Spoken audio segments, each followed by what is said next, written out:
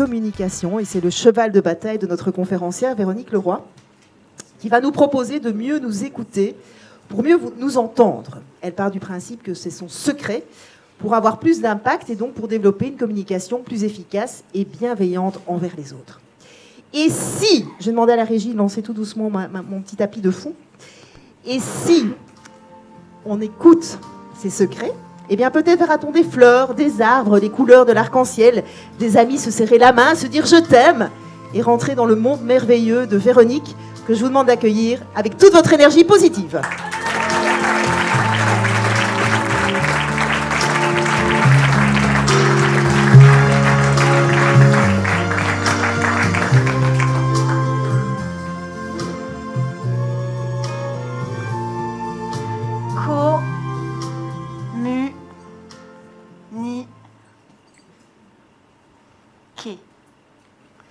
Cela commence par se respecter et respecter les autres. Le truc avec le mot respect, c'est qu'il y en a autant d'interprétations possibles que de personnes dans cette salle. Et le responsable, c'est lui, notre cerveau. Il interprète. Toute la journée, on vit, on bouge, et tous nos sens sont en éveil. Ils perçoivent le monde qui nous entoure. Il capte 400 000 unités d'information à la seconde et notre cerveau en porte 40 à notre conscience. 400 000, 40. Ça en fait un sacré filtre. Alors, tout ce qui n'est pas porté à notre conscience n'existe pas pour nous. Voilà pourquoi nous avons quelques malentendus. Et au fur et à mesure des années, en vieillissant, en prenant de l'âge, en vivant, eh bien notre cerveau, il creuse un sillon qui va devenir notre représentation préférentielle, parce que oui, il préfère aller un petit peu vite et gagner de l'énergie, alors il n'aime pas trop se fatiguer à prendre les chemins de traverse. Notre représentation préférentielle qui va devenir notre vision du monde. Les lunettes roses par lesquelles Fred, tout à l'heure, voyait le monde. Et les problèmes commencent en fait quand nos visions du monde s'affrontent. Et on s'affronte dans les entreprises, dans les associations et même dans les familles.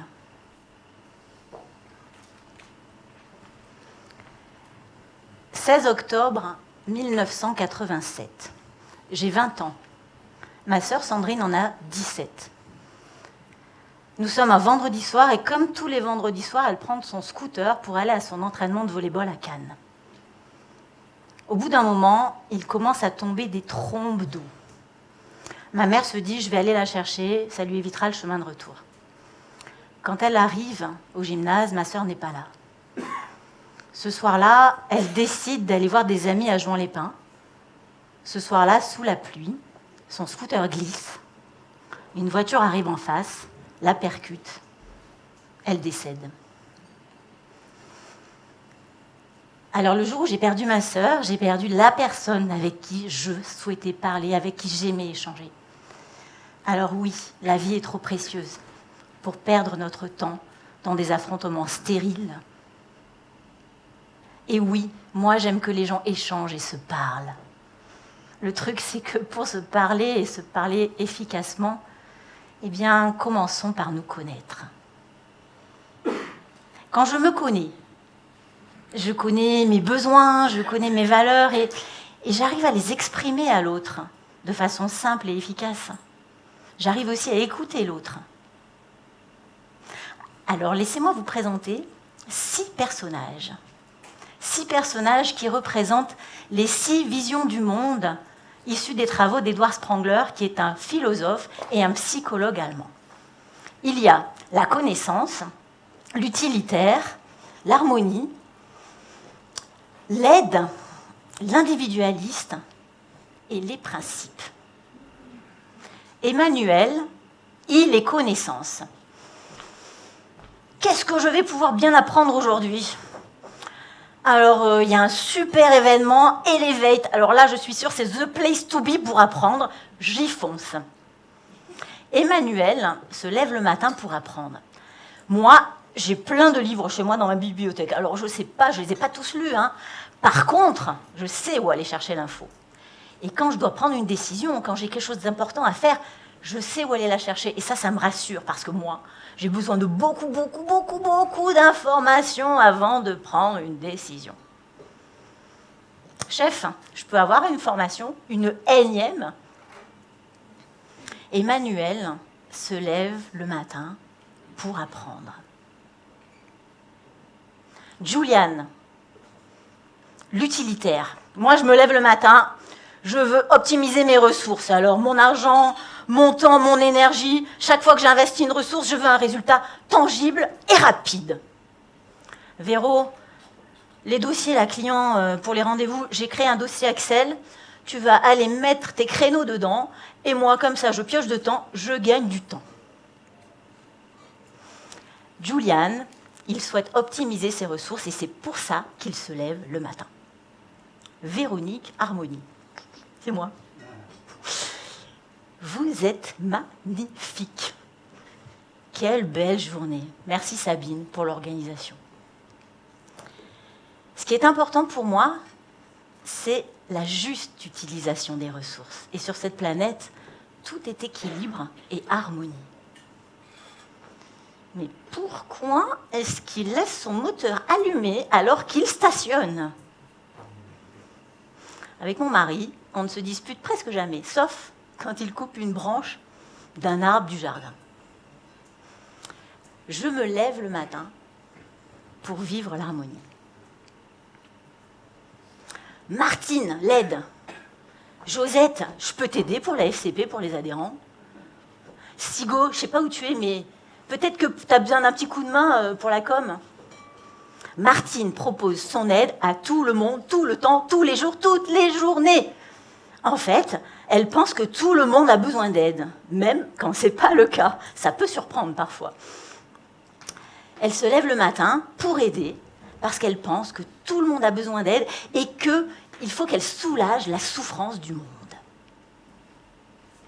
Marc, l'individualiste. Moi, j'ai un but dans la vie et j'y vais, je fonce. Je vais mettre tout en œuvre pour y arriver. Désolé Jean-Philippe, mais moi, dans 1 an, je suis président de la FCP. Ce qui est important, c'est de prendre des décisions dans la vie. Alors je décide beaucoup, même quand c'est dur, et personne ne décide à ma place. Marc se lève le matin pour diriger sa vie. Joséphine, les principes. Dans la vie, pour vivre mes valeurs, j'ai des principes. Ce sont des règles de vie, un cadre, et je n'y déroge pas. Je prends mes décisions par rapport à ces principes. Par exemple, la famille, c'est important. Alors, pour vivre cette valeur famille, nous nous réunissons toutes les fêtes de famille. Alors, les anniversaires, les fêtes des mères, les fêtes des pères, Noël, Pâques, la fête des grands-mères, la fête des grands-pères. Et encore plus. Et c'est bien comme ça. Ça me fait du bien. Ces principes, ce sont mes rails. Joséphine se lève le matin pour vivre ses principes.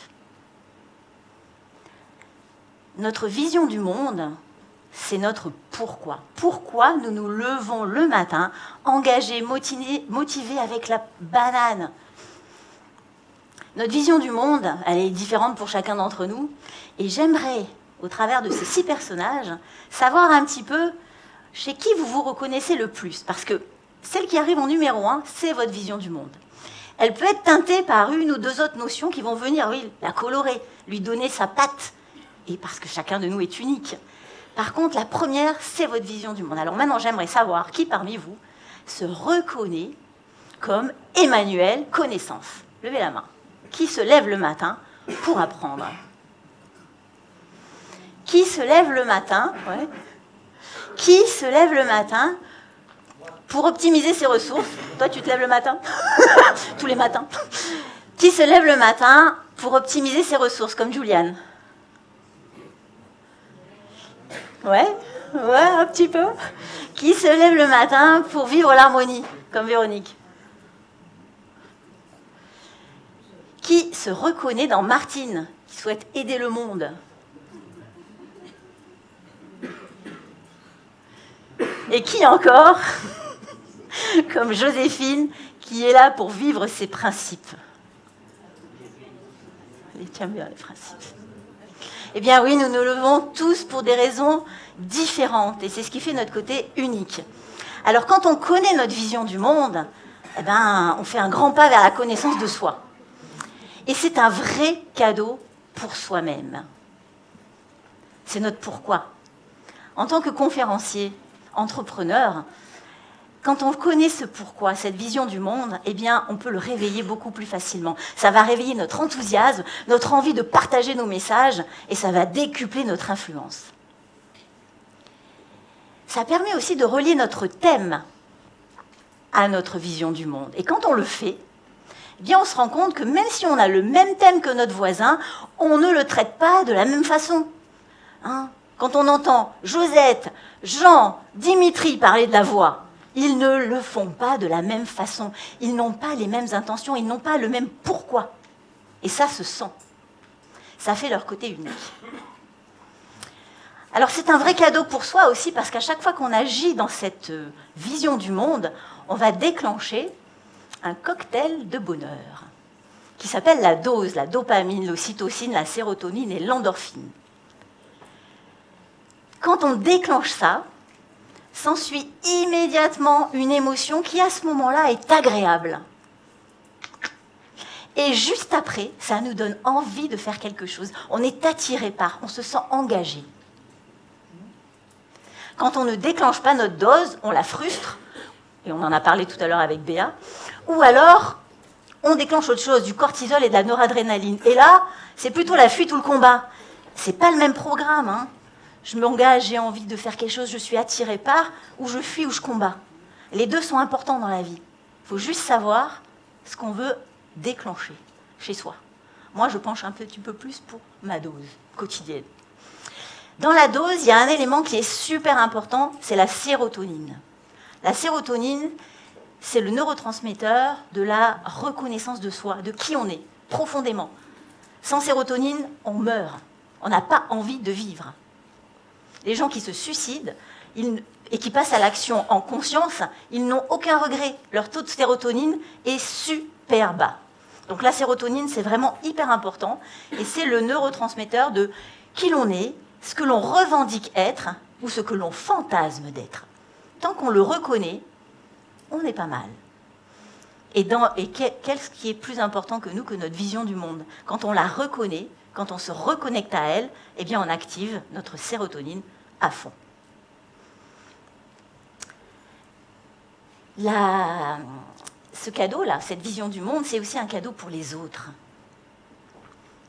En tant que conférencier, quand on arrive à inclure des éléments des différentes visions du monde dans nos discours, ou en tant que manager, quand on arrive à faire ça, eh bien, on va aller titiller l'engagement de chacun, l'attention de chacun.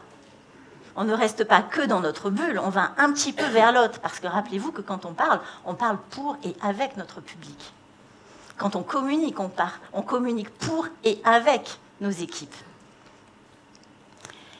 Et puis, dans une équipe, connaître ces différentes visions du monde, c'est très très utile. Véronique, Harmonie, Juliane, l'utilitaire, ça peut faire des massacres. Bon, c'est bon, ça fait 2 heures que tu cherches la bonne image, là, dépêche-toi, le PowerPoint, on doit le finir pour ce soir, on présente demain au client. Déjà, ça fait pas 2 heures, ça fait 10 minutes. Et puis en plus, c'est important.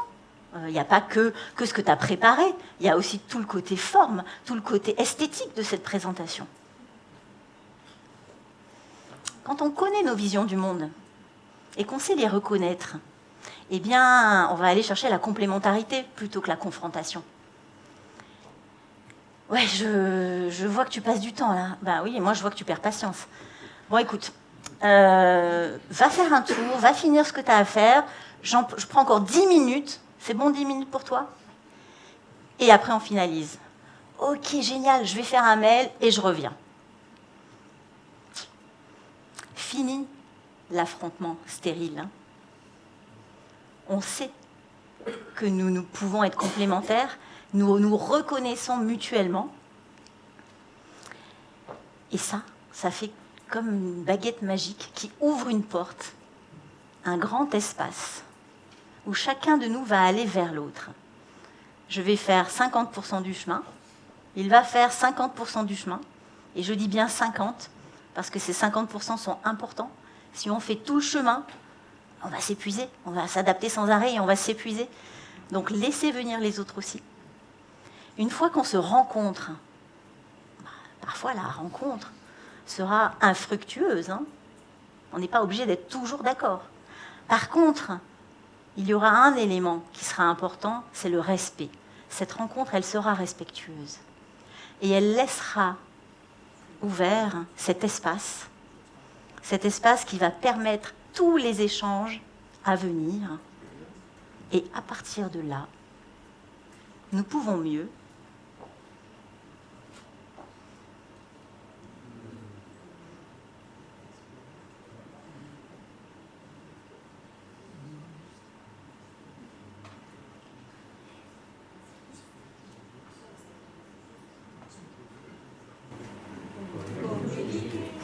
Merci.